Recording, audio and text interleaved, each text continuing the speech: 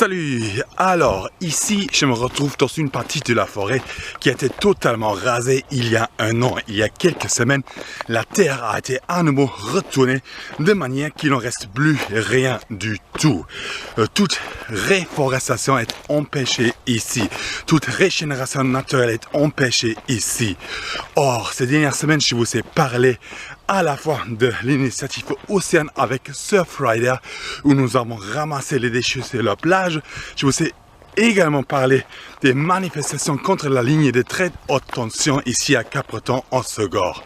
Or, celui qui vit un territoire, celui qui habite un territoire, celui qui habite un environnement, il prend soin de l'environnement, il protège l'environnement, il prend soin de cet environnement, de ce territoire, parce qu'il en fait partie, comme cet environnement fait partie de lui. Il en prend soin parce que cet écosystème fait partie de lui.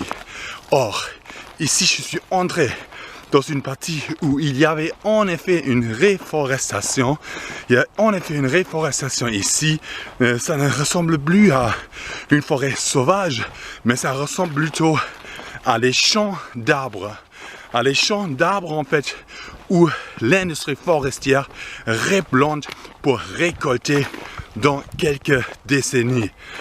Or, cela n'est pas l'idée que je me fais de la protection de la nature. La protection de la nature n'est pas liée à un bénéfice pour l'être humain. La protection de la nature n'est pas liée à un bénéfice direct pour l'être humain, ni à un bénéfice commercial, ni industriel.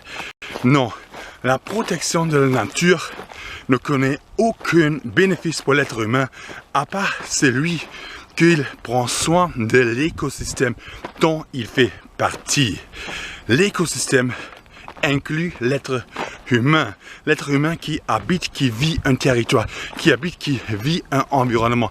Il en fait partie comme cet environnement qui fait partie de lui. Et c'est bien pour cette raison que je fais mon éco-jogging aujourd'hui. C'est parti.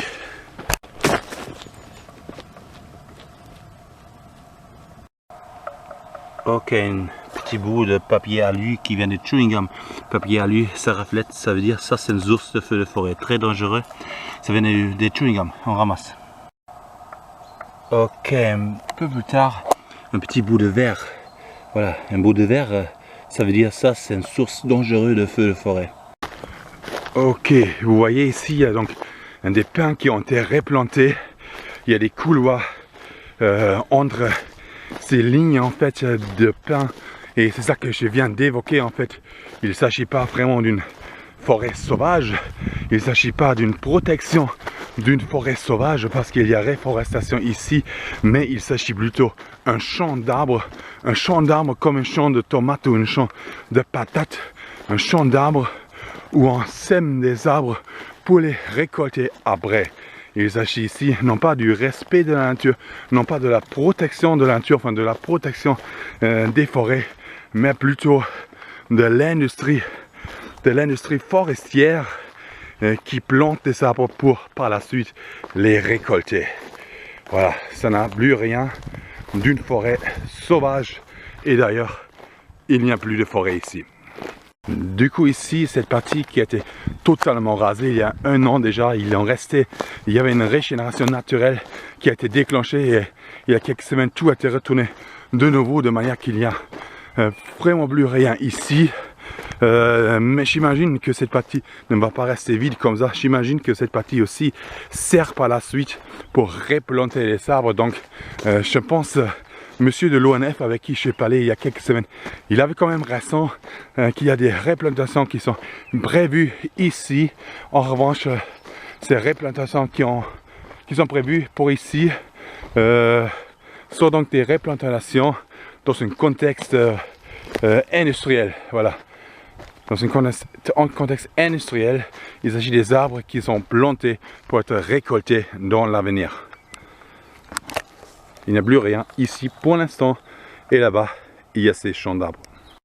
Il faut admettre que des endroits comme celui-ci ici, des beaux endroits comme celui-ci ici, parmi un groupe d'arbres jeunes aussi en fait n'est pas totalement naturel, pas totalement sauvage, mais il s'agit ici aussi d'une plantation artificielle avec des tels couloirs. Donc même ici aussi, cette partie de la forêt n'a rien de sauvage, mais cette partie ici aussi est en fait un tel champ d'arbres censé être récolté dans l'avenir. C'est ça qui est triste en fait. Il n'y a aucune protection véritable de la nature.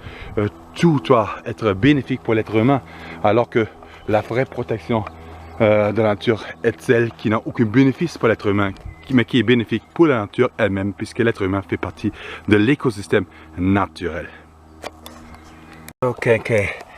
Une vingtaine de mètres plus tard, encore un bout de verre. Encore un bout de verre, ça veut dire encore une source de feu.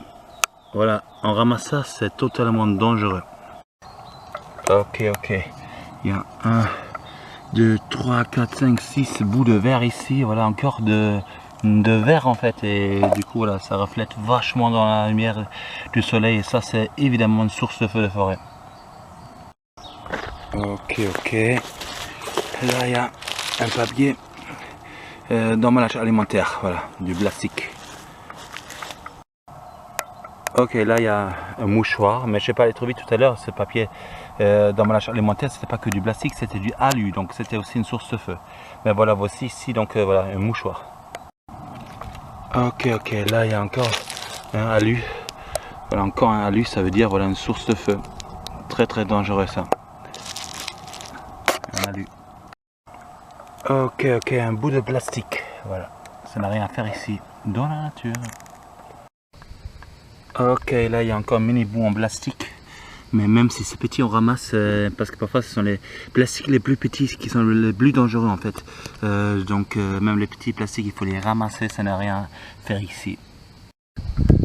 Ok, ça commence bien. Hier il y avait une camping-car ici en fait, et en fait je retrouve ça. Voilà, ça c'est en fait la couverture et ça c'est un petit seau en plastique avec de la sable qui était amené de la plage. Voilà, ça a été oublié ici quand les touristes sont partis.